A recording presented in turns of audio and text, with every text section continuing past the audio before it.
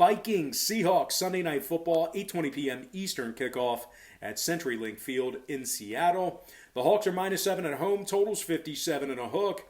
The undefeated Seahawks are also a perfect 4-0 against the point spread on the season, really cashing in for their backers.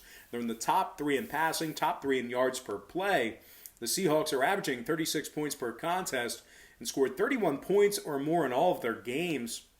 Russell Wilson's thrown for over 1,200 yards and 16 touchdowns. He's currently completing nearly 76% of his passes.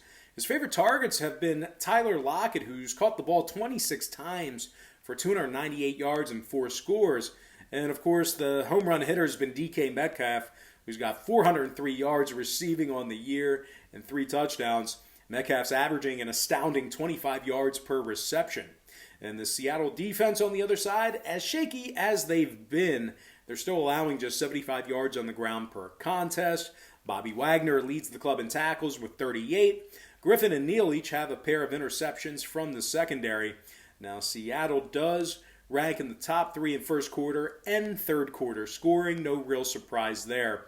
Thorpe, Hyde, Dunbar, Adams, and Hill are all banged up for Seattle. Keep an eye on them. They are taking on a Vikings squad who lost 3 straight to open up the year, and they nearly blew it this past week against the hapless Houston Texans.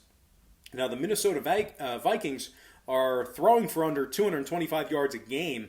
Meanwhile, Kirk Cousins is completing a measly 62% of his passes. Cousins has also been sacked 10 times and has thrown 6 interceptions.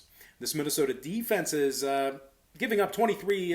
They've given up 23 points or more in all their games this season, and they rank in the top 5 in most pass yards allowed per contest.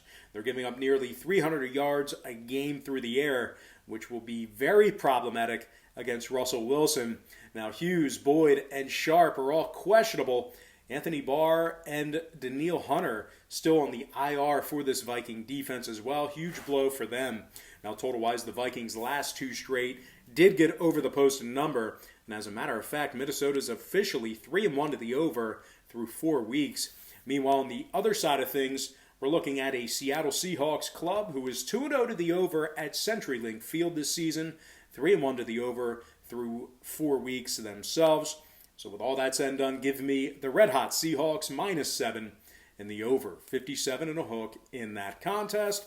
And with that, we're going to dive into our next and final matchup for the show. It is going to be Monday Night Football. I'm talking about Chargers, Saints, 8:15 p.m. Eastern kickoff in the Dome.